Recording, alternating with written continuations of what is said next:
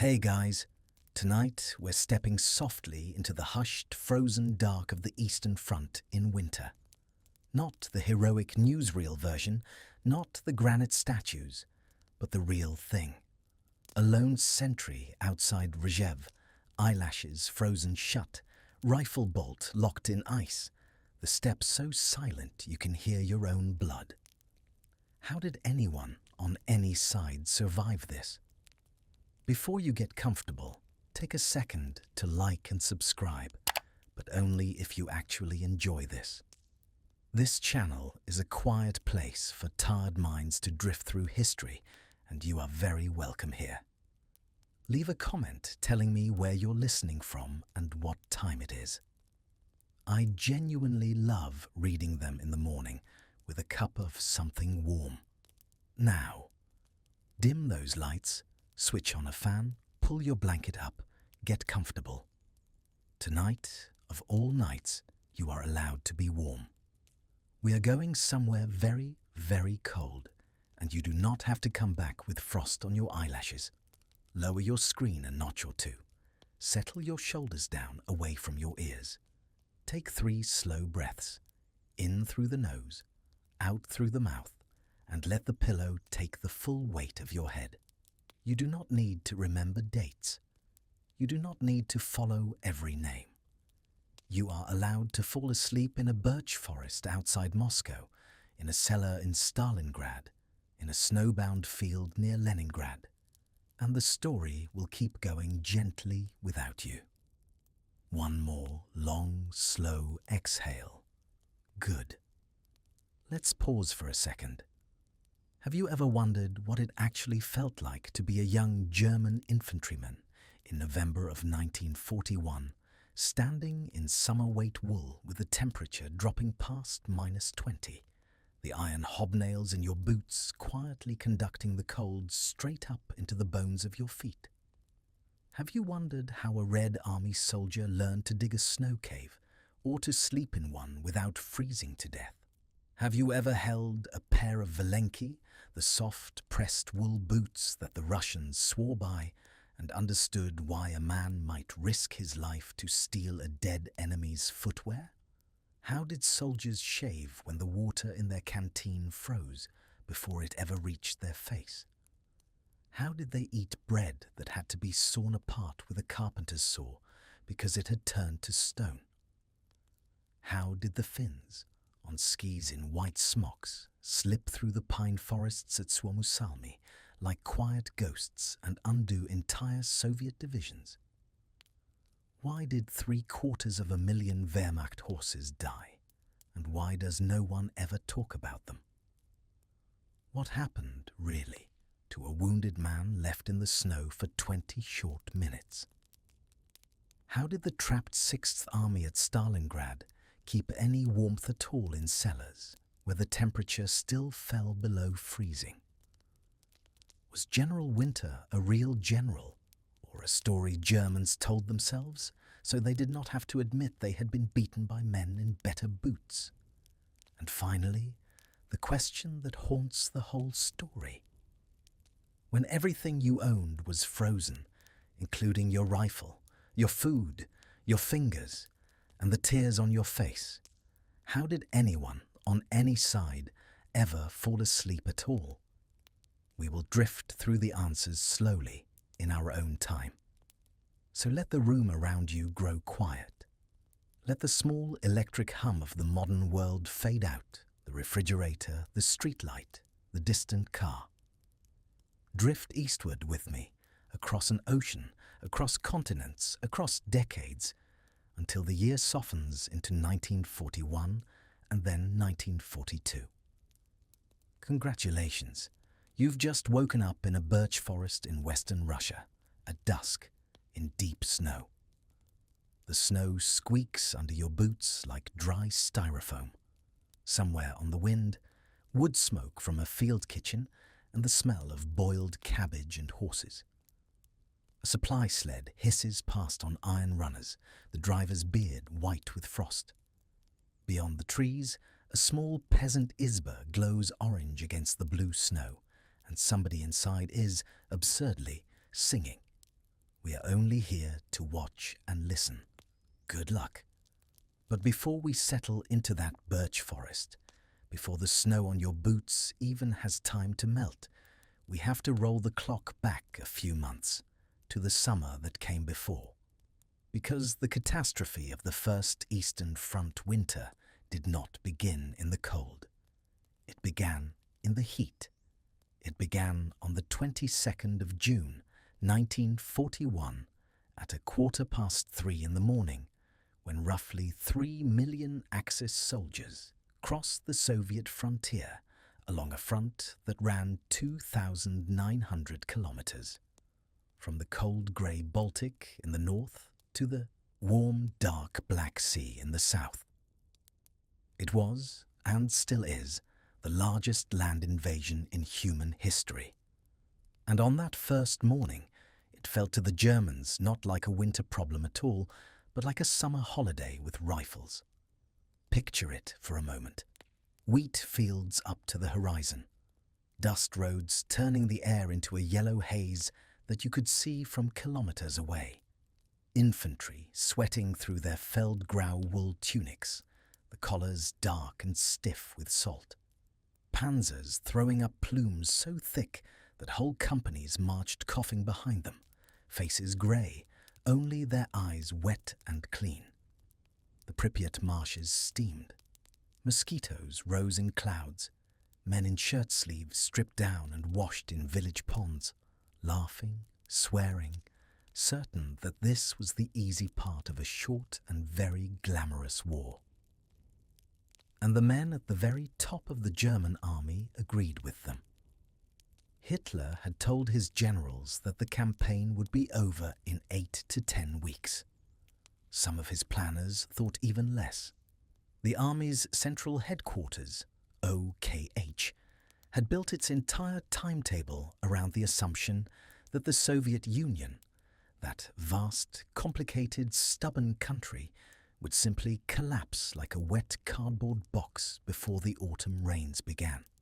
General Franz Halder, the chief of the Army General Staff, sat down at his desk on the 3rd of July, only 12 days after the invasion, and wrote in his diary, in his neat, clipped hand, that the campaign against Russia had been won in 14 days. He genuinely believed it. He really, really did. This part is important because everything else flows from it. The frostbite, the dead horses, the men weeping in the snow.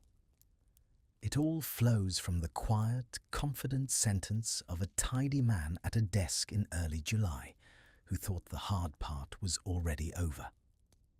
So when the German Quartermaster General, a thoughtful, overworked man named Edward Wagner, sat down to plan supplies, he was told very clearly that winter clothing was not a priority.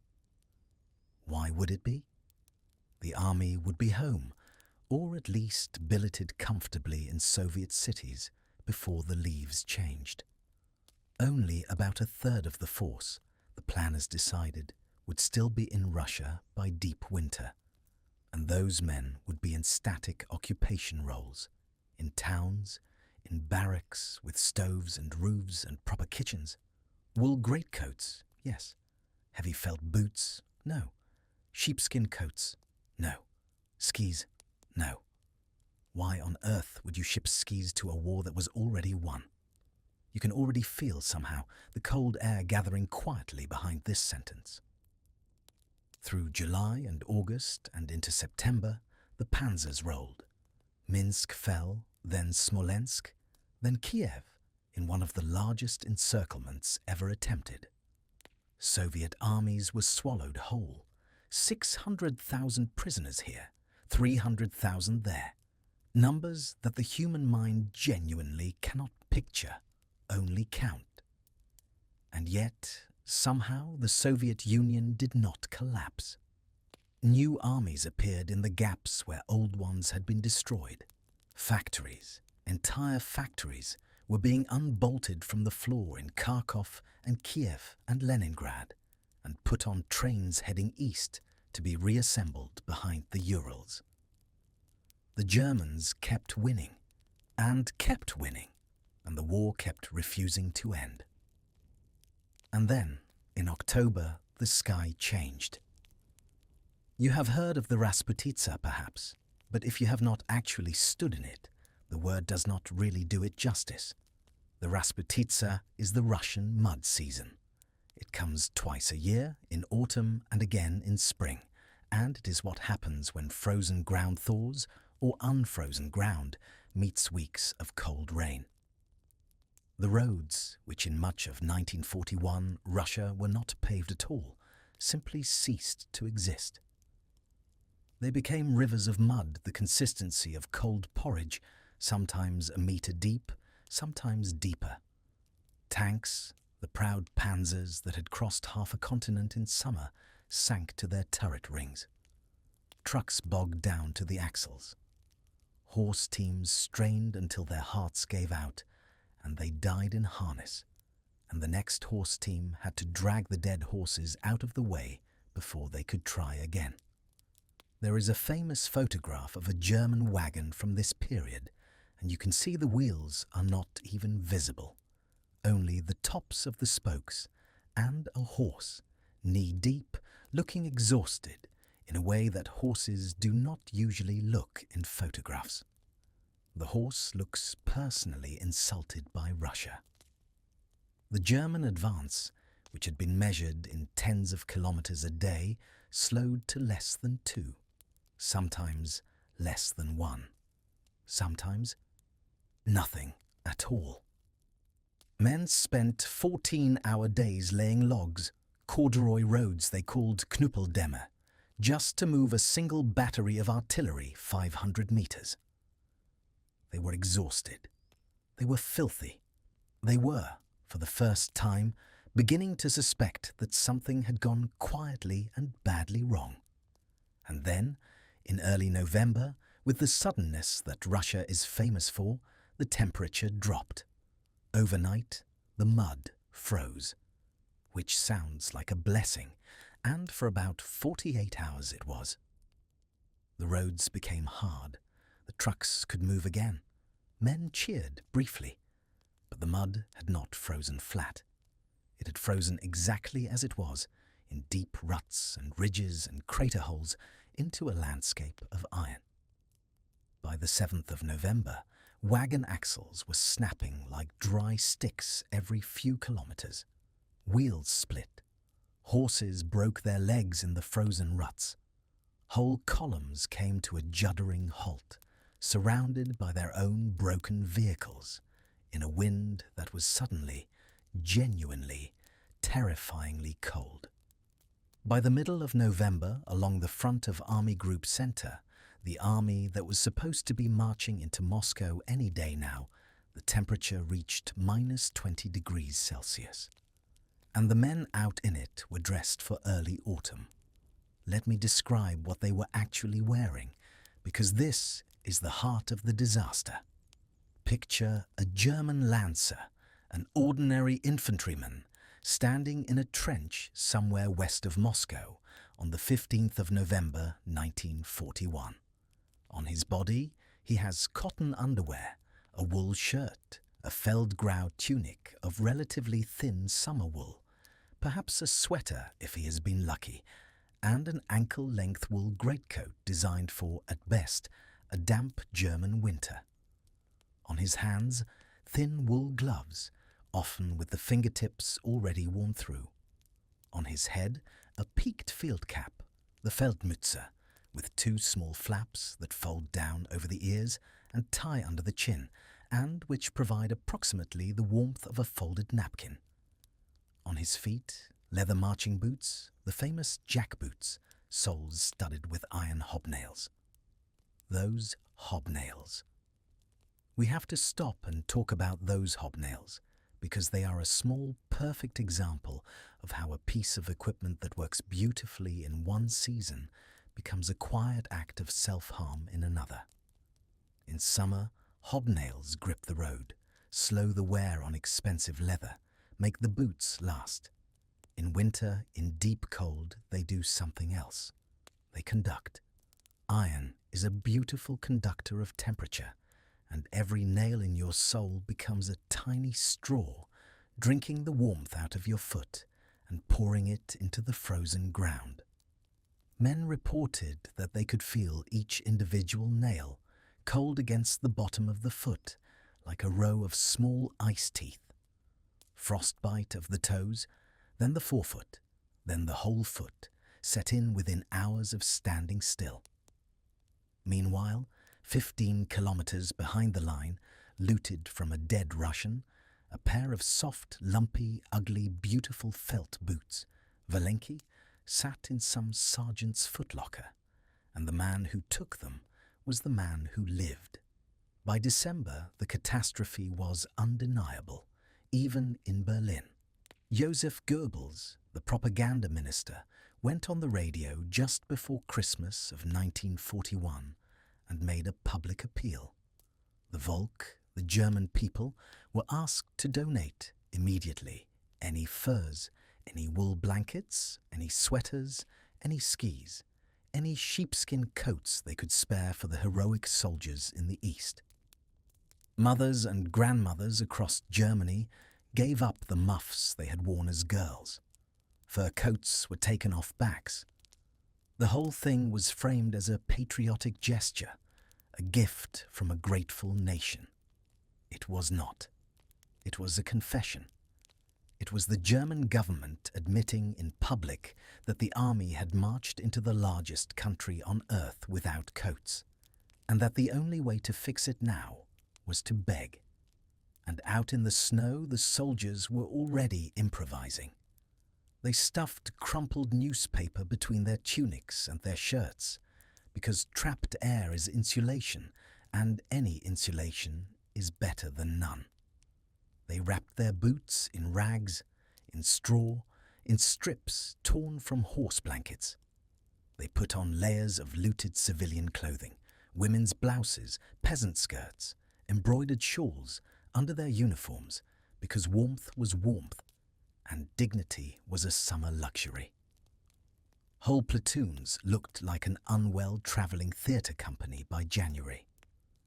A German battalion doctor, Heinrich Harper, wrote a memoir after the war called Moscow Tram Stop, and there is a passage in it that I cannot get out of my head. He describes treating a man whose feet had been frostbitten so deeply for so many days that when they tried to remove his boots, the toes came away with the leather. They simply broke off like dry sticks. The man did not feel a thing. He had not felt his feet in days. The machines were dying too. Engine oil thickened to molasses in the crankcases of Panzers, and then, a few degrees colder, set into a black wax that the starter motors could not turn at all. The lubricants in the MG-34 machine guns, the proud workhorse of every German infantry company, congealed into glue, and the bolts simply did not move. Recoil mechanisms on artillery froze rigid, so the gun crews fired one shell and then watched their cannon refuse to reload. Luftwaffe ground crews, in desperation, lit open fires under the engines of their aircraft to keep the oil warm. Sometimes this worked. Sometimes it set the fuel lines alight, and the plane, the precious, irreplaceable plane, simply burned to a black skeleton on the runway while everyone watched. And then there was what happened to the men themselves, inside their own heads. Officers reported soldiers sitting down in the snow and refusing to get up, not from wounds, not from exhaustion alone, from a kind of quiet collapse, a switch flipping somewhere behind the eyes, men weeping without sound, men staring at nothing for hours. We did not yet have the phrase 1,000-yard stare, but we had the thing itself, blooming on every face along that line, in the kind of silence that is louder than artillery. And it was into these men, frostbitten, hungry, hollow-eyed, with their guns frozen and their officers begging for mittens by radio, that an order would soon arrive. Keep attacking. Take Moscow. Good luck, the order did not say, but it might as well have. The order arrived because, against every reasonable expectation, Moscow was almost in reach. By the last week of November 1941, lead reconnaissance units of Army Group Center were close enough to the Soviet capital that, on a clear afternoon, an officer with good binoculars could stand on a low hill near the village of Khimki, about 25 kilometers from the Kremlin, and see the gold of the cathedral domes glinting in the winter sun. Men of the 62nd Pioneer Battalion later swore that they saw the spires themselves, faintly, like a mirage. Whether they truly did, or only thought they did, is one of those small historical arguments that does not really matter, because the feeling was the same. Moscow was right there. The capital of Soviet power, the city that the entire summer had been pointed toward like a long iron arrow, was less than a day's drive on a normal road. They could almost taste it. What they could not see, because no German soldier had any way of knowing it yet, was what was coming the other way through the snow. For months, deep in the far east of the Soviet Union, fresh divisions had been waiting. They were Siberians mostly, hunters, woodsmen, miners, men from cities like Irkutsk and Khabarovsk and Vladivostok, men who had grown up understanding cold the way most of us understand weather. They were stationed there in case the Empire of Japan decided to invade Soviet territory from Manchuria, which, through all of 1941, was Stalin's most realistic nightmare. And then, quietly, in the autumn, a Soviet spy in Tokyo named Richard Sogg sent word that the Japanese had decided to strike south against the British and the Americans, not north against the USSR. Stalin, slowly and not without doubt, allowed himself to believe it. The trains began to roll. Hundreds of thousands of Siberian troops, with their equipment, their horses, their artillery, were lifted across 9,000 kilometers of railway and set down quietly behind the Moscow front. Nobody in Berlin knew. Nobody in the German trenches west of the city had the faintest idea. These men were dressed in genuinely sharp contrast to the men they were about to meet, like soldiers who lived on this planet. They wore the padded cotton telogreka jacket and matching quilted trousers, the vatnai sharovari that turned a body into a small, soft furnace. Officers and front-line troops had, over that, a polushubok, a knee-length sheepskin coat with the wool turned inward against the skin. On their heads sat the ushanka, the fur cap with the long ear flaps that could be tied down over the cheeks and chin or up over the crown depending on the wind. On their feet, valenki, those soft felt boots that the German sergeant had quietly taken from a dead body 15 kilometers behind the line. Over the whole ensemble, for ski troops and reconnaissance, a white maskirovka oversuit that turned a man into a moving suggestion of snow. On the 5th and 6th of December 1941, in the kind of cold that even Russians remember, with Moscow recording minus 38.8 degrees Celsius on the very morning of the attack, Marshal Georgy Zhukov launched his counter-offensive. And the Wehrmacht, which had spent 6 months winning, suddenly stopped winning. You have to picture what this looked like from the German side. You are in your hole. You have not slept properly in weeks. Your hands have lost feeling somewhere around your second knuckles.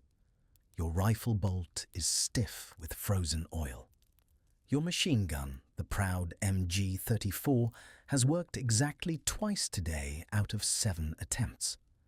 And out of the blue twilight to the east, silently, with no shouting and no bugles, white shapes are sliding through the trees on skis.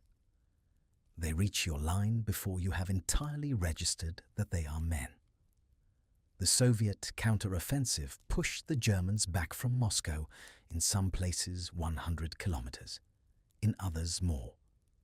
The towns on the road, Klin, Kalinin, Volokolamsk, names that meant nothing in summer and meant everything now, were fought over yard by yard in temperatures that froze blood before it could finish dripping.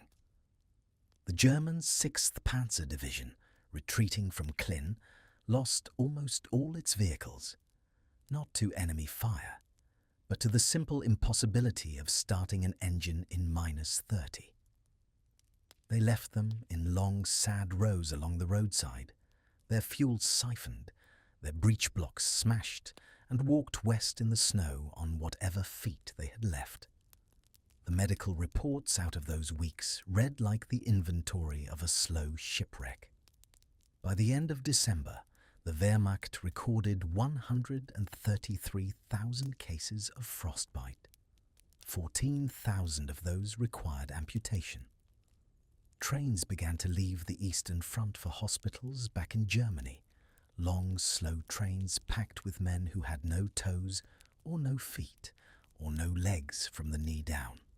The German civilians who saw these trains arrive in Munich, in Dresden, in Berlin, were the first ordinary people to understand in their stomachs that the war they had been told was already won had not been won at all. The trains were not supposed to look like that. The trains, when they came back, were supposed to be full of veterans waving out the windows, not these silent, blanketed cargoes with their stained bandages. On the 16th of December, with the German line bending in 7 places at once and entire corps in danger of being cut off, Adolf Hitler issued the order known to history as the Haltbefehl. No retreat, no withdrawal.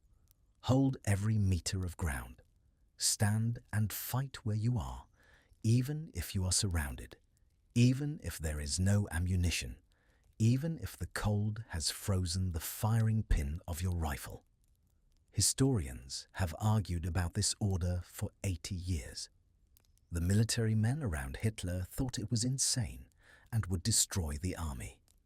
Some later historians, including David Stahel, have suggested it may have been the only thing that prevented a complete disintegration, because once a frozen, exhausted army starts running, in those temperatures, with that much equipment to abandon, it does not stop running until it is somewhere very far west indeed. Whether genius or madness, the order was given. The men somehow obeyed. They dug in. What they dug into in midwinter was not really earth. It was a frozen substance closer to concrete. To make a foxhole or a bunker, you had to use small explosive charges to crack the surface, and then claw the chunks of frozen soil out by hand. The result was the Eigelstellung, the hedgehog position, a circular nest of dug-in men around a central command post and stove, prepared to fight in any direction at once. Inside, 3 layers of logs over the dugout roof, then a thick blanket of earth, then more snow. Walls lined with pine boughs because pine boughs somehow made it feel less like a tomb. Sleeping platforms raised off the floor because cold air pools low and warm air rises, and you wanted to sleep in the air that was barely a few degrees above the air outside. But better, by God, better. In the corner, an oil drum cut in half and turned into a stove, and into that stove went whatever burned. Fence palings from the village, barn rafters, chairs, tables, books from the collective farm library, including, in some recorded cases, the complete works of Tolstoy, fed in chapter by chapter to keep the tea hot. There is something almost unbearable about that image when you think about it for too long. War and peace ending exactly as it began in a Russian winter. And the lice. We have to talk about the lice, because everyone who survived that winter talks about the lice. They lived in the seams of uniforms, in the warm folds of armpits and groins, in the linings of caps. Men cracked them between their thumbnails by candlelight in the dugout, hour after hour, the small wet pop that became, alongside the wind and the stove and the distant artillery, one of the soundtracks of the front. The lice carried typhus. By midwinter, typhus was sweeping through both armies, killing thousands of men who had survived the bullets and the cold, only to die of a fever in a hospital tent. While the Germans dug into their hedgehogs, the Soviet offensive ground forward through them, around them, between them, at staggering cost to itself. This is something that often gets erased from the story, the way the Soviet winter offensive is sometimes told, as if Russians simply skied across the snow and victory followed. They did not. The Red Army of December 1941 and January 1942 attacked often across open white ground into German machine gun fire that, despite everything, still worked some of the time. They were cut down in drifts. The drifts turned red, and then, in the night, the red froze, and in the morning the snow was a faint pink crust over a darker thing underneath. The Soviet winter offensive, taken as a whole, cost the Red Army something like 1.5 million casualties. They paid that price stubbornly, by the village, by the kilometre, by the day. Behind both lines, deep in the forests, another war was beginning. Soviet partisans, men and women who had been left behind by the German advance, or who had escaped from encirclements, or who had simply walked away from their burned villages into the trees, began to organize. They lived in zemlyanki, dugouts hollowed under the snow and roofed with logs, in the great forests of Bryansk and Smolensk. They struck at supply columns at night. They derailed trains. They cut telephone wires. They were often hunted by their own neighbors who had thrown in with the Germans, and the violence in those forests was the kind of violence that does not appear on operational maps because it is too small and too personal and too dark. And the horses. We need, before we leave this winter, to say something quietly about the horses, because the German army of 1941 was not the panzer glittering machine of the propaganda films. It was, in its bones, a horse-drawn army. Roughly 750,000 horses had crossed the frontier in June. They pulled the supply wagons, the field kitchens, the artillery, the ambulances. By spring 1942, hundreds of thousands of those horses were dead. They had died of cold, of starvation, of overwork, of broken legs in frozen ruts, of having absolutely no business being asked to do what they were asked to do. Their bodies lined the roads of western Russia in long brown ridges under the snow. And when the snow melted in April, the smell, by all accounts, was something a soldier remembered for the rest of his life, however long that turned out to be. Walter Model, a hard, clever, ruthless man, took command of the 9th Army at Rzhev that winter and held the place by sheer iron will, beginning a meat-grinder battle that would last 15 months and consume hundreds of thousands of lives.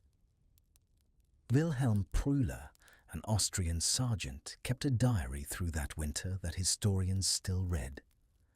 And in one entry, he describes hacking frozen meat off a dead horse with a bayonet because the supply columns had not come up the line for 4 days. He notes, with a kind of weary wonder, that the meat is not bad. It is, in fact, surprisingly tender once you boil it for long enough. By February, the German offensive momentum was gone. By March, the Soviet offensive having torn off enormous amounts of German territory, but having failed to encircle and destroy any of the three army groups, also ground to a halt as supplies and casualties caught up with it. Both sides slumped against the line that had emerged out of the Zeiss and looked at each other across it and began, quietly, almost without saying it aloud, to understand the same thing. This was not going to be a short war. The 8 to 10 weeks were over. The campaign that was supposed to be won by autumn had not been won by spring, and it was not, somehow, going to be won by next autumn either. The men in the dugouts, German and Soviet alike, were going to be in those dugouts for a very long time. They were going to need to learn, slowly and stubbornly, how to actually live in this, how to eat, how to wash, how to sleep, how to keep their feet, how to keep their minds, how to survive, day after long blue day on the Eastern Front. And that, as it turned out, was a much harder question than how to win. Here is something we need to clear up before we go any further, because it has been said so often in so many books and films that it has hardened into a kind of folk truth. The story goes like this. The Russians won that first winter because they were used to it. They were a people of the cold. They had snow in their bones. They drank vodka and laughed at -30. The Germans were soft southerners who simply could not handle what was, for the Soviet soldier, just another Tuesday in January. This is, to put it gently, nonsense. It is also, in a quieter way, an insult to the Red Army, because what actually happened on that side of the line was not magic. It was preparation. It was doctrine. It was, in many cases, lessons paid for in blood only a year and a half earlier, in a small forgotten war that almost everyone outside the Soviet Union and Finland has now half forgotten. To understand how the Soviet soldier survived the winter of 1941 and 1942, you have to first understand that the Soviet soldier of 1939 had been just as miserable in the snow as the German Lancer was now, and the Red Army had paid a brutal tuition for what it now knew. In November of 1939, the Soviet Union invaded Finland. They expected a short, easy war. They had millions of men, thousands of tanks, an air force the Finns could barely match. They had, on paper, every advantage in the world. What they did not have, as it turned out, was the right clothing, the right boots, the right tactics, or the faintest idea what they were walking into. The Finns, fighting at -40 in their own forests, in white smocks and on skis, took the lumbering Soviet columns apart. At Suomussalmi, in the dead of December, an entire Soviet division was cut into pieces, the pieces surrounded, and the surrounded pieces, what the Finns called mota, like the chunks of firewood you might split for the stove, were destroyed at leisure.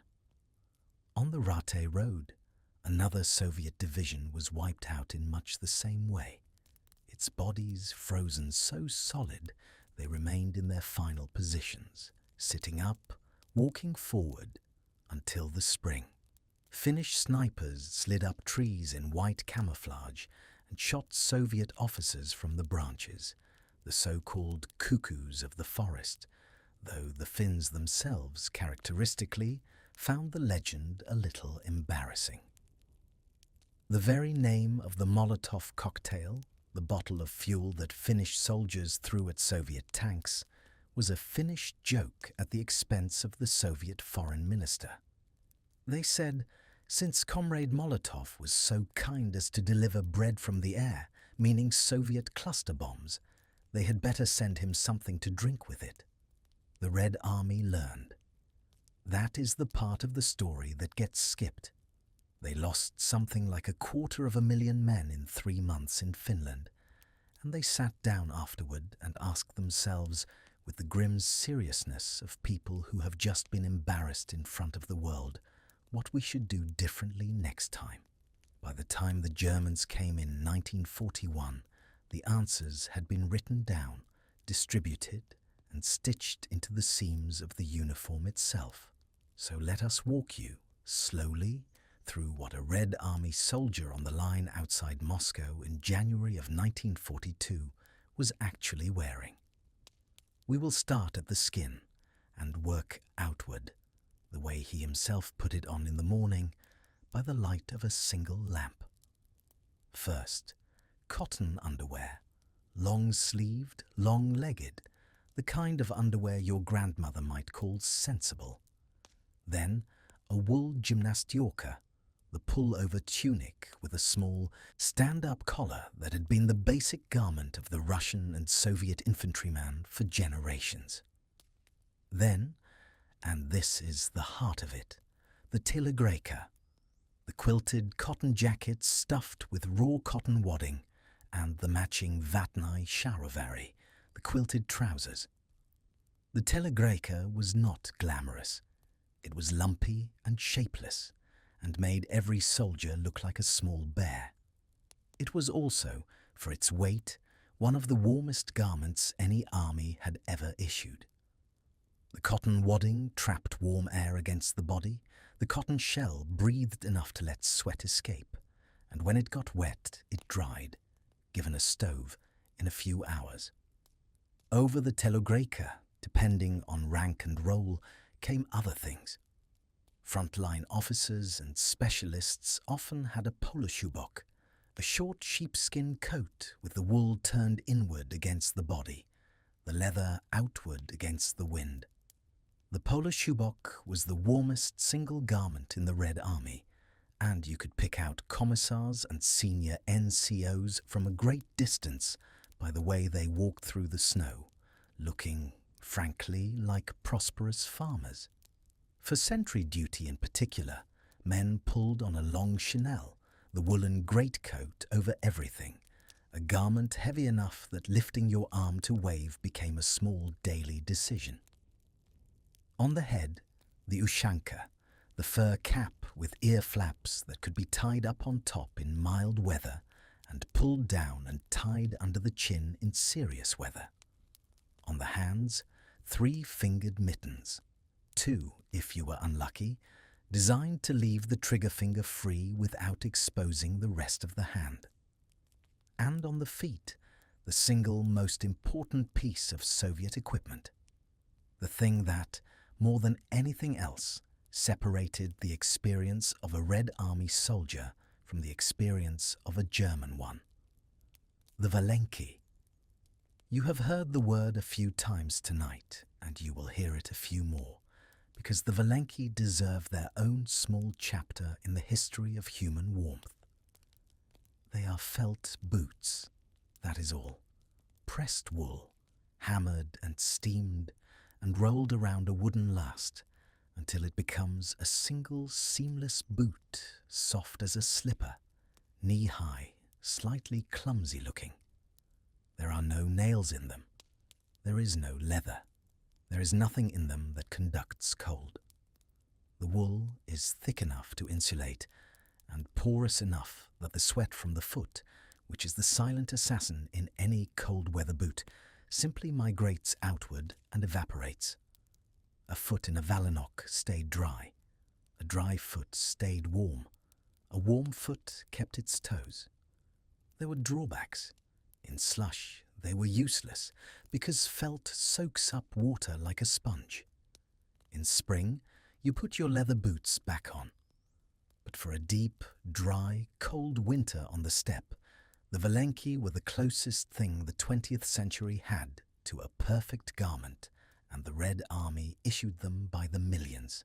Over all of this, on patrols and in reconnaissance and on assault, came the maskirovka, the white camouflage oversuit, loose, hooded, designed to be pulled on over everything else and to make a man against snow almost invisible.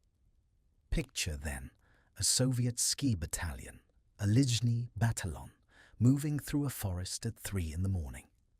Many of them are Siberians, or men from the far north, hunters and trappers in civilian life, soldiers who learn to ski before they learn to read. They glide forward in single file, white on white, breath steaming, the only sound the soft hiss of skis on dry snow. They can cover 30 kilometers in a night, sometimes 60, through forest the Germans have written off as impassable. They appear out of the trees behind a German position, throw grenades, fire 2 magazines, vanish back into the dark. By the time the German company commander has woken up and called for support, they are 5 kilometers away and moving steadily. The 1st Guard Ski Brigade and units like it became, that winter, something close to ghosts in the German rear. The Wehrmacht, on its hedgehogs, came to fear the night the way a child fears the dark, not because of what they could see in it, but because of what they could not. Soviet doctrine had absorbed Finnish lessons and added Russian patience. Attack at night, infiltrate through the gaps, bypass strong points, isolate them, let the cold do half the work, move in small parties, reconnoiter constantly, never give the enemy a quiet sector. The Wehrmacht, trained for the lightning daylight battles of 1940 in France, was now being asked to fight a different kind of war entirely, in a different language, in the dark. And it was not just men in the line. The Soviet war effort by the winter of 1941 had drawn women in by the millions. There were women snipers, women machine gunners, women tank drivers, women anti-aircraft crews, women signal operators, women medics by the tens of thousands. There was Lyudmila Pavlichenko, who served further south in the Crimea and is officially credited with 309 kills, a young woman who had been a history student before the war. And there was, perhaps most extraordinary of all, the 588th Night Bomber Regiment, an all-female air unit flying the Polikarpov Po-2, a tiny wooden canvas biplane originally designed as a trainer. They flew at night in open cockpits at temperatures that froze their hands to the controls, dropping small bombs on German lines from a few hundred feet up. The Germans called them the Nachthexen, the night witches, because the Po-2 cut its engine on approach and glided in silently, and the only warning a German sentry got was the soft rush of wind over wings just before the explosion. The pilots, mostly girls in their early 20s, considered the nickname a high compliment. Down on the ground, in the line, what did a Red Army soldier eat and drink and do? His ration, on paper, was the Norma Odin, the front-line ration, 800 to 900 grams of black rye bread a day, 150 grams of meat, kasha, a porridge of buckwheat or millet, sugar, tea, and a handful of makorka, the rough peasant tobacco that he rolled into newspaper because cigarette paper was a luxury. He had sallow, a slab of salted pork fat that he sliced thin onto bread, and that, in deep cold, was almost the perfect food, fat and salt and calories all at once. If a field kitchen, a polovaya kuchnia, could get up the line, he had shchi, the cabbage soup that has kept Russian armies marching since the time of Peter the Great, hot in a tin mug, eaten leaning against a trench wall, the steam fogging his eyebrows. And he had his 100 grams. The Narkomovsky stogram, the People's Commissar's 100 grams, a daily ration of vodka issued to frontline troops, half a tea glass of clear cold fire that he tipped into himself before stand to in the dawn. Soviet medical opinion on whether this actually helped a man fight the cold was, then and now, divided. What it definitely did was help a man go over the top. There is a kind of courage that comes out of a bottle, and there is a kind of warmth. And on a Russian morning in January of 1942, a soldier did not, on the whole, ask which kind he was getting. He slept in a zemlyanka, which we will come back to in more detail later, but which you should already begin to picture. A hole in the earth, 8 or 10 feet deep, roofed with 3 layers of pine logs and a thick blanket of frozen soil and snow, walls lined with pine boughs, bunks of rough planks, a berzuika, a small cylindrical iron stove in the corner hissing, a single oil lamp or candle throwing soft moving light over the faces of sleeping men. And in November of 1941, in a dugout very much like this, a war correspondent named Alexei Surkov, pinned down by a German attack outside Moscow, scribbled a poem on a piece of paper for his wife. "The fire is beating in the cramped stove," he wrote. "Resin oozes from the logs like a tear. The accordion sings to me in the dugout about your smile and your eyes." It became a song. Soldiers sang it on every front for the rest of the war, in every dugout, in every cellar, in every hospital. It is still sung today. And there was the banya. Whenever a unit could be rotated off the line, it was sent in groups to a field bathhouse, often a peasant izba converted for the purpose, where men could strip, throw water onto stones, sit in steam thick enough to chew, beat each other with birch branches, and for the first time in weeks be warm and clean at the same time. While they steamed, their uniforms were thrown into a delousing chamber and baked at high heat, killing the lice and the typhus they carried. The lower frostbite and typhus rates among Red Army troops compared to the Wehrmacht were not because Russian skin was different. They were because Russian doctrine had decided at some level that a soldier who could bathe and a soldier who could change his uniform was a soldier who would still be alive next month.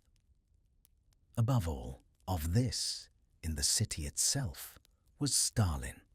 On the 7th of November, 1941, with German shells landing close enough that the parade route had to be checked for unexploded bombs in the morning, he ordered the traditional Revolution Day parade to take place, as it had every year, on Red Square.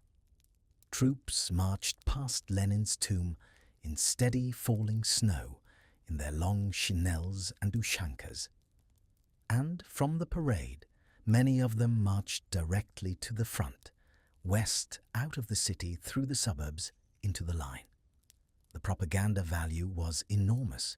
The actual military value was something else. It said, to the country and to the army, this city is not falling. We are still here. The calendar still works. November the 7th is still November the 7th, and in the headquarters dugouts behind the line, a stocky, hard-eyed general named Georgy Zhukov was looking at his maps with the calmness of a man who had decided, some time earlier, that the cold was on his side. He had his Siberian divisions, he had his ski battalions, he had his Valenki and his Telegraikas and his 100 grams. He had, somehow, a country still standing. And on the morning of the 5th of December, he was going to use all of it. But before we follow him into that counter-offensive, before we go any further into operations and pincers and breakthroughs at all, we need to slow down even more and look at something smaller and quieter and, in many ways, more important. We need to look at what daily survival actually felt like, hour by hour on either side of that frozen line. Because winning the war in the end was the easy part. The hard part was getting through the next night. So let us slow down, almost to a stop, and look at what the cold actually did to a body, because everything else, the doctrine and the rations and the dugouts, was built around this single, quiet biological fact. A human being is a small bag of warm water moving through a world that, at 20 below zero, is constantly trying to take that warmth away. At minus 20 degrees Celsius, exposed skin will freeze in roughly 15 minutes. At minus 40, in less than 5. At minus 50, which the front saw on more than one occasion, in less than 2. The face goes first, the cheekbones, the tip of the nose, the rims of the ears, because they are thin and they are out in the wind, and a man might not even know it had happened, until a comrade, looking at him, said quietly that there was a white spot blooming on his face like a small flower. Breathing was its own slow injury. Air at 30 below, drawn deep into the lungs over and over on a long march, scorched the bronchial tubes the way hot air would in reverse. Soldiers reported coughing up small spots of blood for days after a hard movement in deep cold, not because they had been wounded, but because they had been breathing. The standard advice, on both sides, was to wrap a scarf or a strip of cloth across the mouth and nose, so that exhaled breath would warm the next inhaled lungful by a few precious degrees. The cloth would freeze stiff with frost within an hour and have to be thawed against the chest before it could be untied. Frostbite itself moved through stages that medics on both sides came to recognize at a glance. First, the skin went white and waxy, hard to the touch, with the strange property of being somehow both numb and sore. This was the moment when, if you caught it, you could still save the tissue. You took your bare hand, warm from inside your tunic, and pressed it gently against the frozen patch until colour and feeling came creeping back.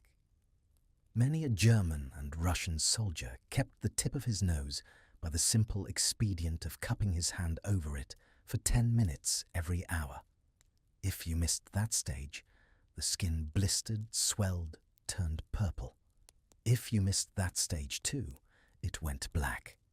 Black skin meant dead skin, and dead skin meant gangrene, and gangrene meant the bone shears. The medical practice, slowly learned and relearned, was that you never warmed a frostbitten limb with fire, and you never rubbed it with snow, which was the old peasant remedy, and which simply tore the frozen tissue apart at the cellular level. You warmed it slowly, in lukewarm water, the kind of water that felt almost cool to a healthy hand, and you waited.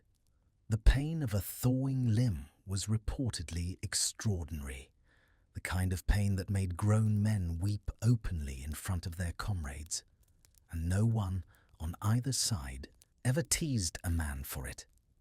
Hypothermia was sneakier and, in some ways, kinder. The shivering came first, that violent rattling chatter of teeth and muscles that is the body's last best attempt to make heat by sheer movement. Then, somewhere around 33 Celsius core temperature, the shivering stopped, which was the bad sign because it meant the body had given up. Then came confusion, slurred speech, an inability to follow simple instructions, and finally, in the last stages, something called paradoxical undressing, where dying men, feeling suddenly and falsely warm, tore off their coats and tunics and sat half naked in the snow with strange, peaceful smiles. There are German accounts of finding sentries the next morning, slumped at their posts, frozen upright, eyes still open, who had simply gone to sleep. There are Soviet accounts of the same. The cold did not particularly care which uniform you wore. Now to fire, because if the cold was the enemy, fire was the only friend. The single most precious commodity along the entire Eastern Front, after ammunition and bread, was firewood. German soldiers, by the second month of winter, had stripped the abandoned villages around their hedgehog positions of every fence paling, every shed, every loose plank. When the planks were gone, they pulled the rafters out of the izbas. When the rafters were gone, they burned the furniture, the wooden beds, the kitchen tables, the children's chairs. When the furniture was gone, they burned the books from the collective farm libraries and the religious icons from the eastern corner of the main room, where peasant families had kept them for generations. There is something quietly heartbreaking about a Wehrmacht infantryman in 1942 warming his hands at a small fire of psalters and saints, not out of malice, but because he had not been warm in 8 weeks and he would freeze if he did not. The Russian burjuika, the little iron stove we have already met, was a thing of genius in its simplicity. A cylinder of cheap stamped metal, perhaps 1.5 feet tall, with a small door at the front and a stovepipe rising out of the top through the dugout roof. You could feed it almost anything that burned. In an hour of steady stoking, it could lift the temperature of a well-built zemlyanka from -20 to +5, which sounds modest, but which was, to the men inside, the difference between being alive and being dead. The dugout itself was an art form. The good ones were dug 8 or 10 feet down into the earth, deep enough that the surrounding soil itself acted as insulation. The roof was 3 layers of pine logs laid in alternating directions, packed with earth and topped with snow, thick enough to stop a mortar fragment and warm enough to hold body heat. The entrance was angled, an L shape or a Z shape, so that the wind could not blow straight in and the warmth could not blow straight out.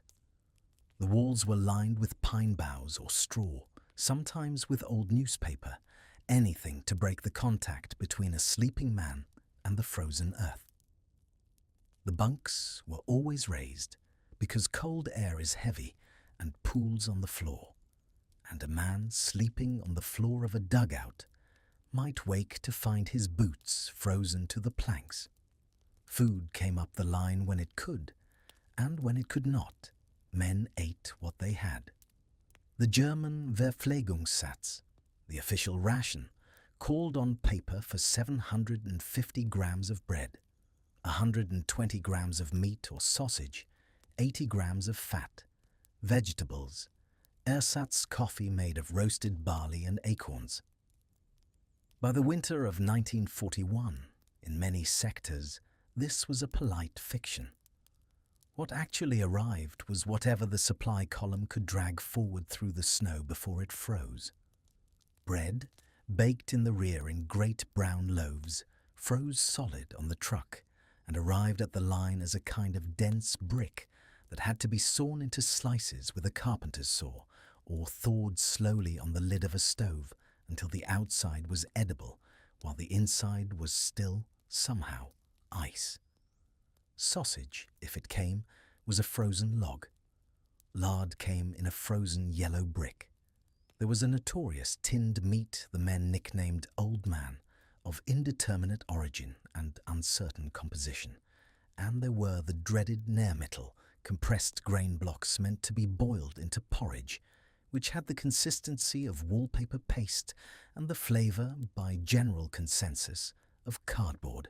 Across the line, the Soviet soldier ate, on paper, his Norma Odin, his 800 or 900 grams of black rye bread, his 150 grams of meat, his kasha, his sugar, his tea, his salo, his 100 grams of vodka, his pinch of makorka.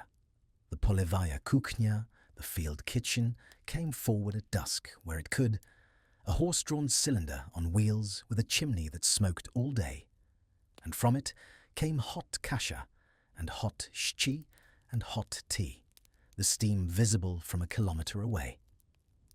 There is a particular sound, that, if you ask any veteran of any army, comes back to him for the rest of his life.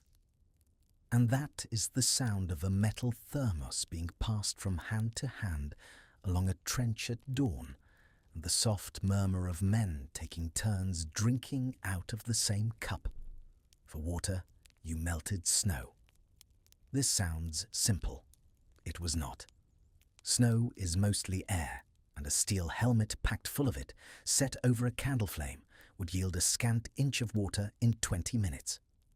To melt enough water in a day for a squad of 10 men to drink and cook and shave was a part-time job, and it consumed enormous amounts of fuel. Most men, most of the time, did not drink enough. They scraped frost from their beards and ate it. They sucked icicles broken off their helmets. Cold air is paradoxically dry, and a soldier breathing hard on a march was losing moisture without ever feeling thirst, which is how dehydration killed quietly all winter long, often before the cold even got the chance. Then there were the lice.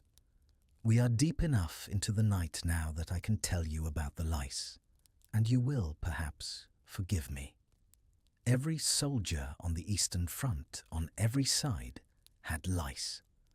Not metaphorically, literally by the hundred in the seams of his tunic, in the waistband of his trousers, in his beard and his hair. Men cracked them between thumbnails by the small fire of a stove in the evening, a quiet, companionable activity carried out by adult men in their 20s and 30s as casually as you might check your phone. They congregated, the lice, along the metal seams of uniforms, in the warm folds, and they laid eggs in the wool. The German Entlausungsanstalten, the delousing stations in the rear, steamed uniforms at 70 degrees Celsius for an hour, which killed the lice and most of the eggs. The Soviet Feldbanya did the same.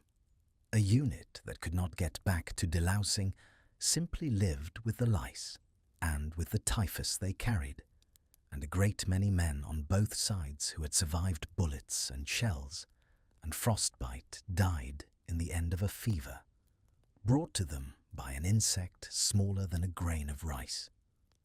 Foot care on both sides became a religion.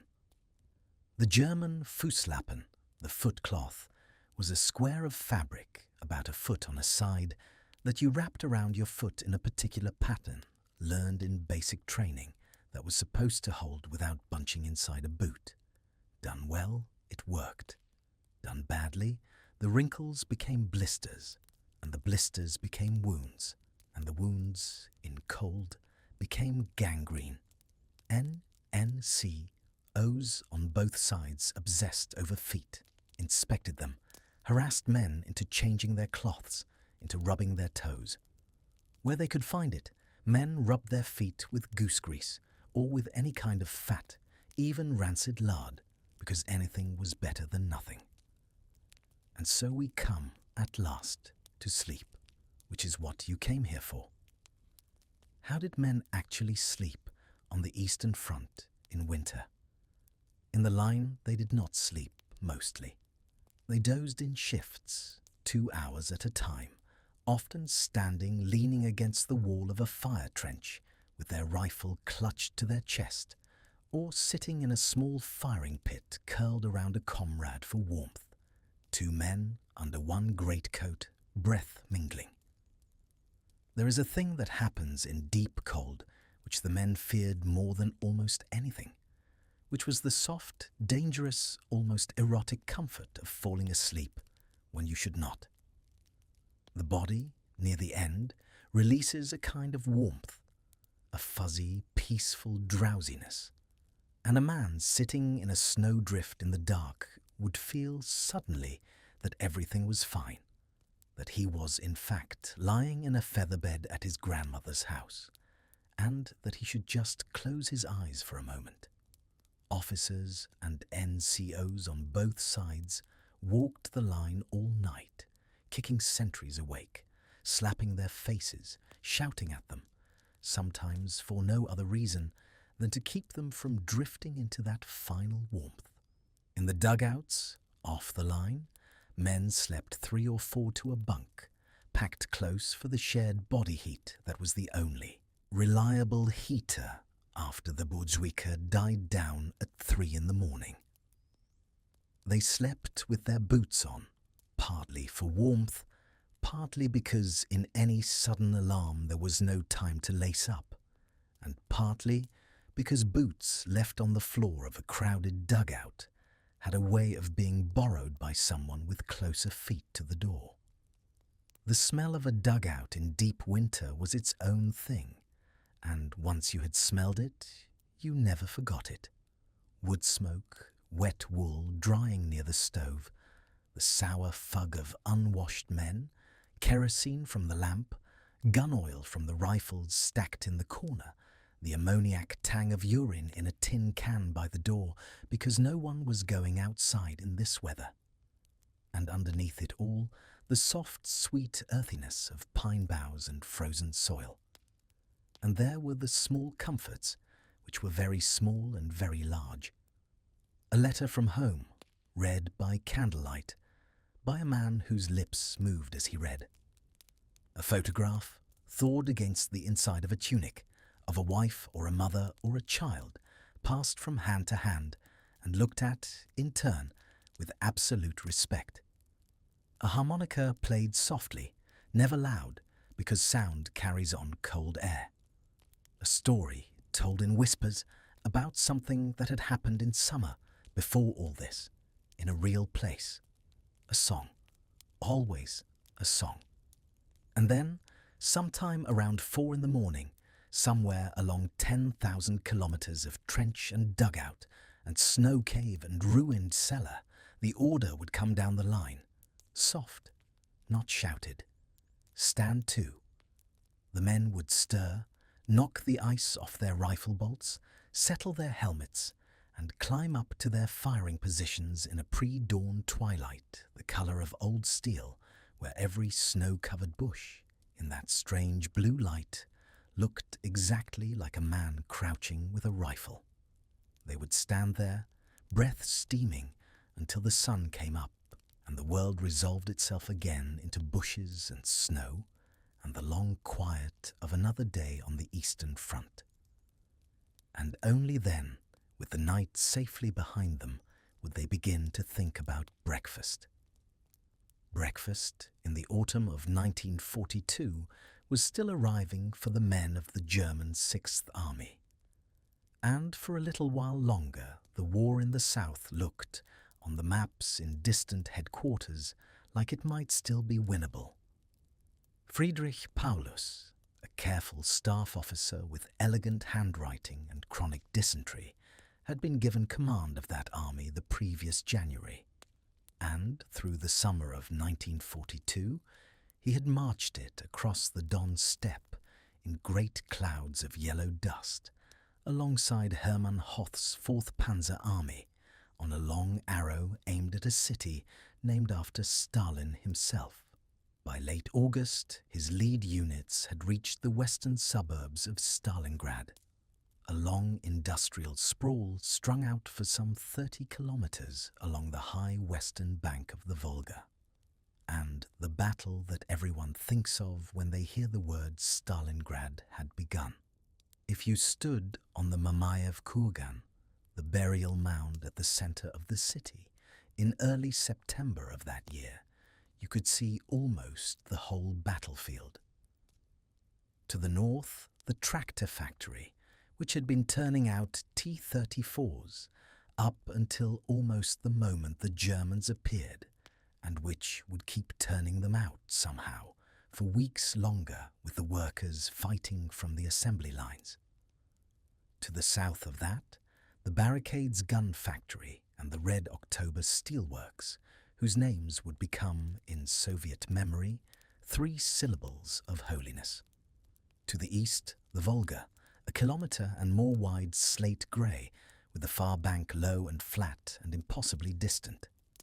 And in between, a city of brick and stone apartment blocks, grain elevators, railway sidings, ravines, and a million small places to die. The fighting through October was the kind of fighting that the soldiers themselves nicknamed the Rattenkrieg, the Rat War, a slow grinding house-to-house and floor-to-floor combat in which a single staircase might change hands 6 times in a day, in which men learned to hate the smell of brick dust and burned rubber, in which platoons disappeared into a building in the morning and were never seen again. By November, the temperature was dropping below freezing at night. The Volga was beginning to carry slabs of ice southward in its slow grey current, and the Sixth Army, which had been promised in August that the city would fall in days, was still grinding forward by meters. And then, on the 19th of November, 1942, the maps changed.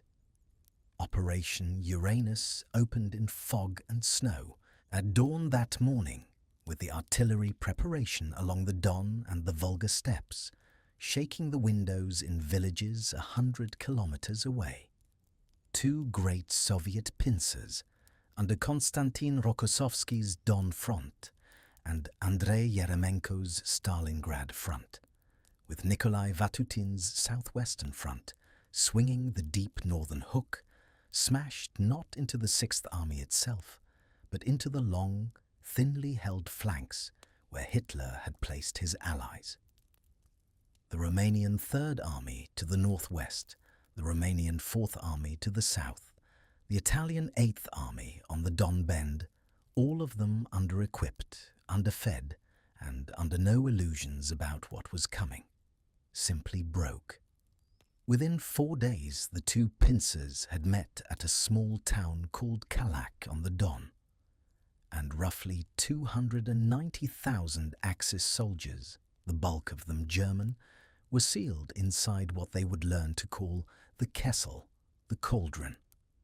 Now, the thing about a cauldron is that you can still cook in it, but only if someone keeps the fire fed from outside, and from this point onward, we are no longer telling a story about a battle.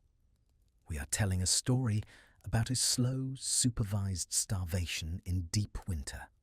Hermann Göring, who had a gift for promising things he could not deliver, told Hitler over the telephone that the Luftwaffe could supply the encircled army by air with 500 tons of food, fuel, and ammunition every day. The number was, in retrospect, a lie not so much spoken as exhaled. The Luftwaffe, at no point in the operation, managed even half of that figure on its best day, and across the whole of the airlift, the daily average crept along somewhere under 100 tons. The Junkers 52s, those corrugated 3-engined workhorses, lifted off from rear airfields in blizzards and crashed in blizzards, and were shot down over the steppe by Soviet fighters and flak, and the men inside the pocket watched the empty grey sky day after day and counted the planes that did not come. Inside the cauldron there were 3 usable airfields. Pitomnik, the largest, Gumrak, smaller, Stalingradsky, smaller still. By the end of December, all 3 were under Soviet artillery fire, and by the 3rd week of January, only Gumrak was still functional, and even then only barely, with the runway shell-cratered and lined on both sides with tiers of wounded men lying in the snow on stretchers, 3 deep in places, waiting for a flight out that for most of them would never come. The pilots who landed at Gumrak in those last weeks remembered, for the rest of their lives, the way men with broken legs and frost-bitten faces would crawl across the ice towards the open cargo doors, and the way the loadmasters had to choose, with their eyes, who got on board. The temperature inside the pocket fell, as it does on the open steppe in January, to -30°C and lower. The horses went first, of course. The horses went into the cooking pots in December, and then the leather of their harnesses was boiled for the broth, and then the hooves, and then, with a kind of careful peasant intelligence that the Wehrmacht's own farm boys remembered from their grandmothers. The hides themselves scraped and boiled into a glutinous grey soup that, men later said, kept you alive but did not quite count as food. The bread ration, which had been 750 grams in summer, fell to 300, then to 200, then to 100, then, in some sectors by the middle of January, to 50 grams a day, which is the weight of 2 slices of toast, and then, in the last days, in some sectors, to nothing. In the cellars beneath the city, the makeshift hospitals filled and went on filling. The basement of the Univermag department store on Red Square, which would, in a few weeks, be the place where Paulus himself surrendered, held hundreds of wounded men lying on straw and on ripped-up curtains in a dim yellow lamplight, with the smell of gangrene and unwashed bodies and wood smoke and the sweet rotten smell that hospitals get when there is nothing left to clean with. At Gumrak Airfield, in a field hospital run out of dugouts and shattered farm buildings, some 6,000 wounded men lay in the straw at one point in mid-January, dying slowly and quietly of cold, of dysentery, of typhus, of wounds that would have been survivable in a Berlin hospital and were death sentences in a Russian field. The diaries from inside the pocket are the kind of documents that should be read slowly in a quiet room, perhaps not late at night.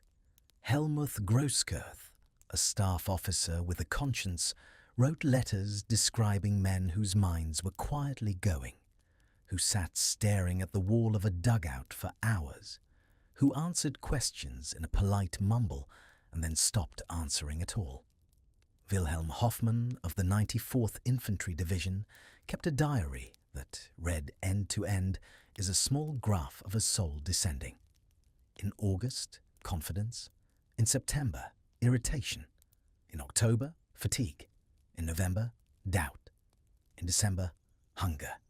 In January, the entries grow shorter and the handwriting smaller and the certainties fewer, until at last the diary stops, mid-sentence, on a Tuesday. On the 31st of January 1943, the southern pocket of the 6th Army surrendered, with Paulus, newly promoted to Field Marshal, in a transparent hint from Hitler that he should shoot himself rather than surrender, sitting on a cot in the basement of the Univermag in a clean uniform, looking, the Soviet officers who took him remembered, very tired and very polite. The northern pocket under General Karl Strecker held out 2 more days, and at 7 on the morning of the 2nd of February, his radio operator sent the Wehrmacht's last message from inside Stalingrad, a short, clipped signal that said the Russians were at the door, that everything was being destroyed and that the station was closing. Then he tapped out by long-standing radio convention the 2 letters CL, meaning simply, I am closing this station. And then there was silence on that frequency forever. Of the roughly 290,000 soldiers who had been encircled in November, perhaps 91,000 were still alive to surrender at the beginning of February. Of those 91,000, the great majority would die within weeks or months in Soviet captivity, in camps like Beketovka outside the city, where typhus moved through the barracks like a slow grey wind. Only about 5,000 of the men of the 6th Army would ever see Germany again, and for many of them that homecoming would not come until the middle of the 1950s, 12 full years after the surrender. Across the river all winter, on the eastern bank, and in the factories on the western bank that had never quite fallen, the men of the Soviet 62nd Army under Vasily Chuikov had been living their own version of this story. Chuikov, A stocky, profane, peasant-bred general with hands like spades and a temper that frightened his own staff had held the river bank by a deliberate strategy he called hugging the enemy, keeping his front lines so close to the German positions that German artillery and air support could not be used without killing their own. His men crossed the Volga at night in small boats while the river was still open in the autumn. And then, once it froze hard enough in the middle of December, on foot and on sledges over the ice, with the white plume of every footstep visible in the moonlight, and the German guns on the high western bank lobbing shells at random into the dark. They lived in cellars and ruined buildings and storm drains. The snipers, the famous ones, Vasily Zaitsev and his pupils, hunted in the wreckage of the tractor factory and the Red October works, lying for hours in the cold under tarpaulins until a German sentry showed half a face at the wrong window. When the city fell at last, when the firing died, the Soviet propaganda film crews moved through it with their heavy cameras, and what they filmed has stayed with us. Long columns of German prisoners in greatcoats too thin for the weather, blackened faces, the stubble of weeks, eyes that did not quite focus, walking in shuffling threes and fours through snow that came up over their boots, escorted by Red Army soldiers in Valenki and Ushankas, who did not, mostly, even bother to look at them. Generals in long coats, picking their way over rubble. The smoke still rising in slow grey columns from places where things had been burning for months, and scattered for hundreds of kilometers across the steppe outside the city. The wreckage of an army, trucks half buried in drifts, panzers with their hatches open, frozen horses on their sides with their legs stuck out stiff, helmets, rifles, letters from home blowing across the snow like leaves. Stalingrad was the place where the story of the Eastern Front quietly turned. Nothing about the war after that battle was ever quite the same in any German headquarters. Officers stopped talking in private about when they would win and started talking in even more private about whether they could still avoid losing. The men in the line who knew nothing of headquarters but knew a great deal about cold and about hunger and about the look on the face of a friend who has stopped speaking, understood it sooner than the generals did. They had seen a whole army go into a cauldron and not come out. They had felt, in the silence on the radio after CL, something that had not been there before. And as that second winter ended, and the snow began to turn grey, and the steppe began in patches to show its first black earth, they began to suspect, quietly, that the long road home would not run east. It would run somehow in the other direction. Before we follow that long road westward, though, let us pause for a while in a place the histories tend to skim past, because it is too quiet and too sad, and does not photograph well. Let us sit for a section with the wounded and with the people who tried to save them. The first thing to understand about being hurt on the Eastern Front in winter is that the cold itself was a weapon working alongside the bullet and the shell fragment. A wound that, in summer, in France, in 1940, might have been survivable, even routine, became, in deep winter on the steppe, something else entirely. Cold accelerates shock. Cold thickens blood, and then, paradoxically, makes it harder to clot once the bleeding starts. Cold lowers the body's core temperature so quickly that a man with a thigh wound lying in snow can pass out from hypothermia before he passes out from blood loss, and then those two enemies finish him together, quietly, in less than half an hour. A wound that would have been a hospital stay in any other war was, on the Eastern Front in January, very often a death sentence written before the medic arrived. The Germans had built, on paper, a quite beautiful medical chain. It was the kind of system the Wehrmacht did very well on paper before reality got involved.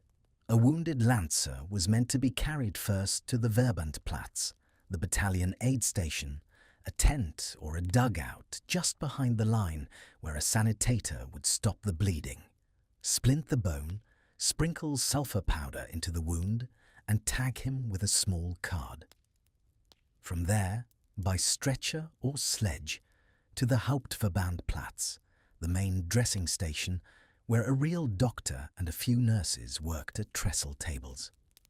From there, by ambulance or truck, to the Feld Lazarette, the field hospital, in a requisitioned schoolhouse or a peasant church. From there, eventually, to a Kriegs Lazarette further to the rear. And finally, if he was lucky and still alive, onto a Lazarettzug, a hospital train, for the long, slow ride home to a reserve hospital somewhere in Silesia or Bavaria. That was the plan. In practice, in winter, every link in that chain was either bent, frozen, or quietly broken. Stretcher bearers in chest-deep snow could only move at half pace, and sometimes a quarter pace, with two men carrying a third over drifts that swallowed boots to the knee. A wounded man might lie for 2 hours, or 4, or 6, between being hit and being reached.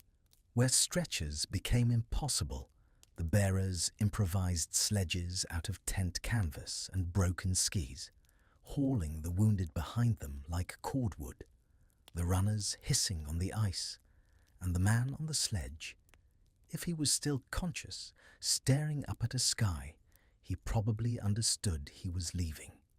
The medics carried small, heartbreaking adaptations, morphine syrettes, those little squeeze tubes of pain relief, froze solid in their belt pouches at any temperature below about -10 Celsius. So the medics learned to keep them inside their tunics, against the skin, or, in the worst cold, to warm them in their own mouths, holding the metal tube under the tongue for a minute before kneeling beside a screaming man and finding a vein. Sulfur powder, the great wartime infection fighter before penicillin reached the front, was sprinkled directly into open wounds, a small white snow falling into a red one. Tourniquets saved lives, but in deep cold, a tourniquet left on for too long meant the limb below it froze and died, which meant amputation later anyway, and so the medics were trained to loosen and reapply, loosen and reapply. On a schedule they had to keep in their heads while their hands shook from the cold. In the cellars and dugouts where the surgeons actually worked, the conditions are best described not as primitive, but as improvised. There was Dr. Heinrich Harper again, the battalion physician we met earlier, performing operations by the light of a single hurricane lantern hung from a roof beam, with his instruments laid out on a folded blanket on top of an ammunition crate. There was no running water. There was, in many places, no clean water at all, only melted snow that came out of the helmet, still tasting faintly of wood smoke and oil.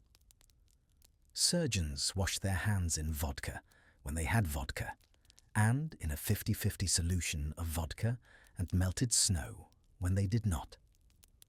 Instruments were sterilized by holding them in a candle flame, or by boiling them on the Buzwika stove between procedures, the steam fogging up the dugout until the surgeon could not see his own patient. The procedures were, by modern standards, brutal, and by the standards of the surgeons themselves, who knew what good medicine looked like, almost unbearable. Frost-bitten toes and fingers were cut away with bone shears, the kind of tool that, in a butcher's shop, would have been used on a chicken. Blackened feet came off above the ankle with a small surgical saw, and as much morphine as could be spared, which was usually not enough. The surgeons learned to work fast, not because they wanted to, but because every minute the patient lay open on the table was another minute his core temperature dropped. Head wounds and chest wounds were the worst, because lung tissue exposed to air at -20 died very quickly, and brain tissue exposed at all swelled and pushed against the skull and killed within hours. The Wehrmacht surgeons learned the hard way to triage these men out, to give them morphine and a blanket and a quiet corner, and to spend their time on the ones who could still be saved. On the other side of the line, the Soviet medical service was something else again, and it deserves its own quiet paragraph. It was enormous. It was, for the first time in the history of warfare on this scale, very largely staffed by women. The Red Army had hundreds of thousands of female medics in the field, and tens of thousands more women working as surgeons, nurses, and orderlies in the field hospitals behind the line. The frontline medic, the sanitarka, was very often a teenager, a girl of 17 or 18 with her hair cut short under her ushanka, who crawled out into no man's land under fire to fetch the wounded. The job of a sanitarka on paper was to bandage and drag. The job in practice was to crawl, sometimes 200 meters on her belly through snow, find a man who was bleeding, get him onto a plashch palatka, the rubberized ground sheet that doubled as a poncho, and then drag him by the corners of the sheet back towards her own lines. The sheet over the snow slid more easily than a body did, and a small girl could, with the right leverage, pull a grown man twice her weight across 200 meters of open ground in winter while machine gun rounds cracked overhead. They did this not once. They did it again and again in a single day, and they did it through whole campaigns. And the Soviet records of the war list, dozens of these girls who pulled out 50, 80, 100 wounded men over the course of months. Many of them, like Maria Borovichenko, did not survive the war and received their Hero of the Soviet Union stars after they were dead, with the gold star pinned to a photograph in a small wooden frame instead of to a living chest. Behind the line, in the Soviet field hospitals, women surgeons worked 18-hour shifts. The hospitals themselves were tents pitched over dugouts, or schoolhouses with the windows shuttered against the cold, or, in the worst sectors, simply long zemlyankas with a stove at one end and operating tables down the center, lit by kerosene lamps that smoked and hissed. The Soviet medical service produced sulfur drugs in growing quantities through the war and received small but precious shipments of penicillin from the Western Allies in the later years. But for most of the conflict, infection killed many men who had survived their original wounds, sometimes weeks after the wound itself had appeared to heal. Frostbite, in the end, was the thing every winter doctor on every side spent the most time on. The treatment, both German and Soviet manuals agreed, was the same and was counterintuitive. You did not rub a frozen limb with snow, no matter what the old peasant grandmothers said. You did not hold it close to a stove or a fire. You warmed it slowly, gradually, in lukewarm water, raising the temperature of the water by tiny degrees over an hour, while the patient gripped the table edge and made noises that the other patients in the room tried not to hear, because the pain of thawing flesh is one of the great unrecorded agonies of the 20th century. The Wehrmacht recorded over 230,000 frostbite cases in the winter of 1941 to 42 alone, with similar numbers in each of the winters that followed. And most of those men, even when they survived, never quite walked the same again. And then, threading through all of it like a grey wind, was typhus. Louse-borne typhus, the disease that has followed armies through Europe for 500 years, came back in full strength on the Eastern Front and killed soldiers and civilians on both sides by the tens of thousands. The Germans built Entlausungsanstalten, delousing stations in the rear where uniforms were steamed and men were shaved and dunked. But in the dugouts at the front, lice bred faster than the chemists could keep up, and typhus moved through the line in slow, quiet waves. In the middle of all of this, the small dignities did the work that medicine could not. A nurse wiping a dying man's face with a cloth dipped in melted snow. A chaplain reading a creased letter aloud in the soft yellow lamplight, his finger following the words because the dying man could no longer focus his eyes. A friend, a comrade from the same village, holding a hand whose fingers were already turning grey and saying nothing at all, which was, in those rooms, very often the only thing left to say. And outside, in the long blue twilight, on a remote rail siding somewhere west of the line, a hospital train would be standing with its engine ticking and its plumes of steam climbing straight into the freezing air. Stretcher cases were carried up the steps one by one in the failing light. Some of them would live, many of them would not. And the train, when it was full, would whistle once, very softly, and slide away into the dark towards a country some of them would never see again. That hospital train, sliding away into the dark in early 1943, is a useful place to pause, because by then the whole shape of the war in the East had quietly turned, and almost no one on the German side wanted to admit it yet. The summer of 1943 had brought the great Battle of Kursk in July and August, the largest armoured engagement in human history. And when the dust and smoke and burning rye fields finally settled, the strategic initiative had passed permanently to the Red Army. From that moment forward, until the last shot was fired in 1945, the Germans were retreating.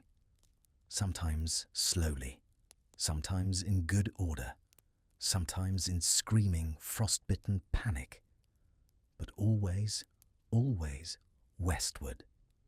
And so the third winter of the Eastern Front, the winter of 1943 to 44, found the Wehrmacht conducting fighting retreats across the Ukraine, with the autumn Rasputitsa, the great mud season, arriving even more savagely than it had in 1941. You can picture it. The black earth of the Ukrainian steppe, some of the richest soil on the planet, dissolving into a kind of cold porridge that swallowed boots, swallowed hooves, swallowed wagon wheels up to the axle, and, in places, swallowed whole tanks down to the turret ring. German infantry of the retreating Army Group South marched, when they could march, by stepping on the corpses of horses laid in the road as a kind of grim corduroy. Soviet pursuit columns came on behind them through the same mud, and somehow, stubborn and enraged, and resupplied by an industrial machine that had been moved bodily to the Urals 2 years earlier, the Red Army moved faster than the men trying to escape it. By autumn, the Soviets had reached the Dnieper, the great wide river that the Germans had hoped to hold as a winter line. They did not hold it. The Battle of the Dnieper in September, October and November of 1943 was one of the most desperate river crossings of the war and one of the least famous. Soviet troops, often without proper bridging equipment, crossed the freezing river on rafts lashed together from village barn doors, on logs, on empty fuel drums roped into makeshift floats, on inner tubes from truck tires. They crossed at night, in fog, and in falling sleet, under German machine gun fire from the high western bank. And they died in numbers that are still difficult to look at directly. Whole battalions were lost in the water, drifting away under the ice, weighed down by their greatcoats and their packs. But enough of them got across. They always somehow got across. By February of 1944, the front had moved hundreds of kilometers west, and a German salient bulging eastward into the Soviet line, near the towns of Korsun and Cherkasy, was suddenly nipped off and surrounded. Roughly 60,000 German troops, 2 corps under General Wilhelm Stemmermann, found themselves in a snowbound pocket, with the Red Army closing in and a blizzard rolling in over the steppe. What followed has been remembered by survivors in the most clipped and reluctant way as the Hell's Gate breakout. On the night of February 16th and 17th, in a screaming snowstorm, the encircled Germans abandoned all their heavy equipment, formed 3 long marching columns of men, and attempted to walk out on foot through chest-deep drifts towards a relief force trying to punch in from the west. Picture that column. 20,000 men, then 40,000, then more, stumbling forward in the dark with their rifles slung, and their officers' compasses frozen and useless. The wounded loaded onto sledges, the horses already collapsing. Soviet T-34s rolled out of the snow on the flanks and drove straight through the columns, crushing men under their treads. Soviet cavalry, real horsed cavalry with sabres, came out of the blowing snow and rode down the stragglers. The column at last reached a small river called the Gniloi Tikich, and there was no bridge, and the Soviets were closing fast, and so the survivors waded or swam through icy water that came up to the chest, holding their rifles over their heads, and then climbed up the western bank with their uniforms freezing solid on their bodies. About 27,000 of the original 60,000 made it across. They came into the German lines like ghosts, blue-faced, blood frozen on their bandages, eyes hollow. General Stemmermann was not among them. His body was found later, killed by a tank shell, and the Soviets, who recognized a soldier when they saw one, gave him a full military burial. Meanwhile, far to the north, the longest single ordeal of the war was finally ending. Leningrad, the city on the Neva, had been under siege since September of 1941. 2.5 years. We will tell the full story of Leningrad in another video, on another quiet night, because it deserves one. But for tonight, you should know that the worst of it was the famine winter of 41 to 42, when civilian deaths inside the city ran at perhaps 100,000 per month, and the total death toll of the siege would eventually approach 1 1/10 million human beings. You should know that what kept the city alive was the Doroga Jizny, the road of life, a truck route across the frozen surface of Lake Ladoga, where convoys of 1.5-ton trucks drove on ice that flexed and cracked beneath them, sometimes vanishing into the lake without a sound. And on January 27, 1944, after Operation January, thunder pushed the German lines back from the city. The siege was at last formally lifted. The first Leningrad tram ran again on streets that had been silent for 900 days. People stood at their windows and listened to the bell of it, and many of them, who had buried husbands and parents and children that winter, simply put their faces into their hands and wept. The fourth winter, the winter of 1944 to 45, was the one in which the war came home to Germany. On the 12th of January 1945, Marshal Konev's 1st Ukrainian Front and Marshal Zhukov's 1st Belarusian Front launched the Vistula Oder operation from bridgeheads on the western Vistula. The numbers are almost difficult to imagine.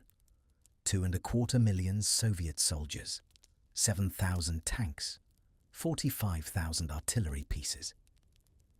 They moved 500 kilometers in 3 weeks, across frozen Polish plains so hard that the T-34s and the great heavy IS-2 tanks rolled across them as if across a paved highway.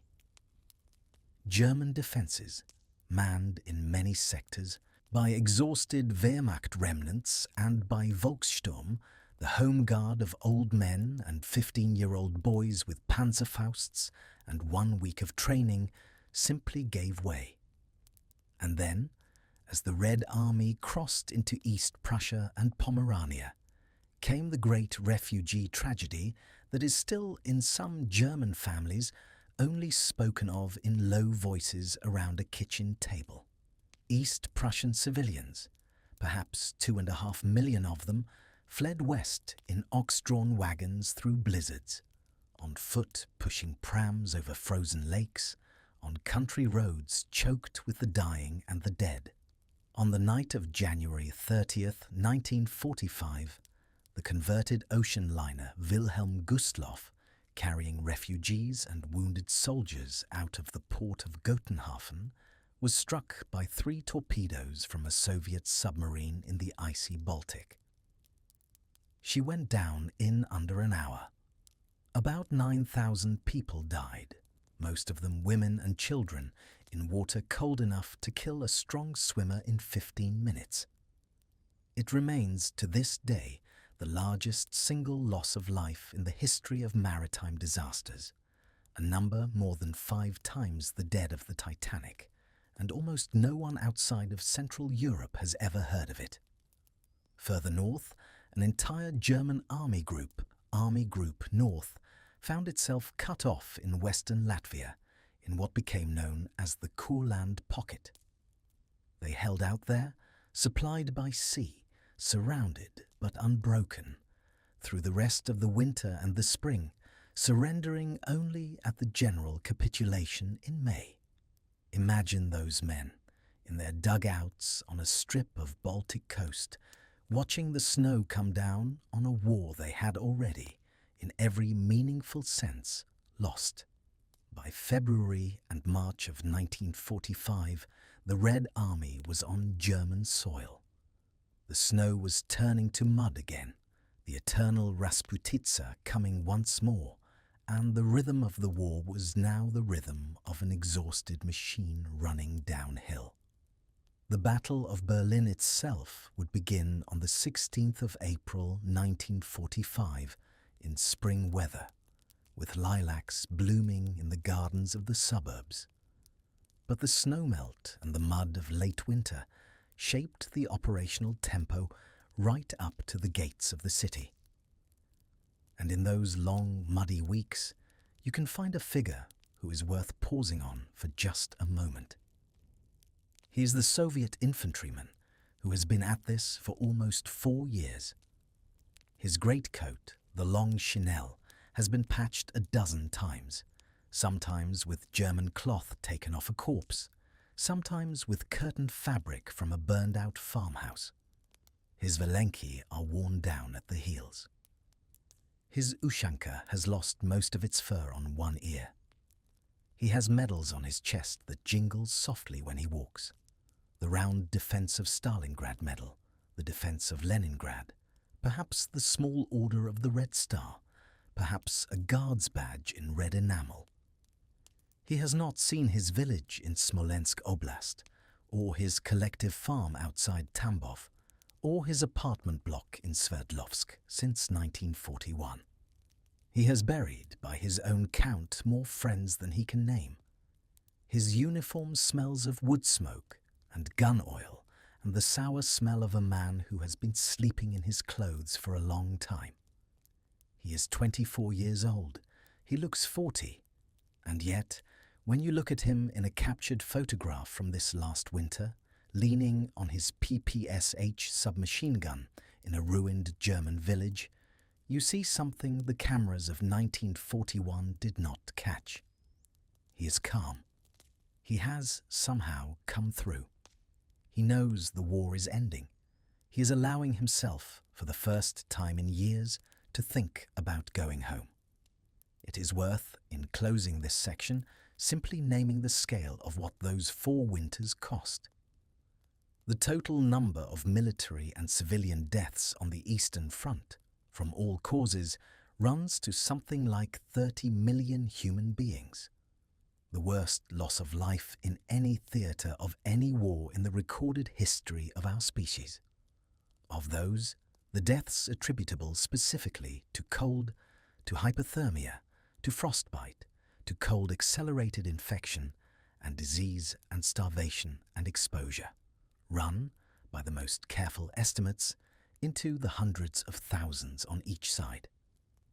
The Eastern Front winter, considered purely as a killer of men, killed more soldiers than many entire wars in human history.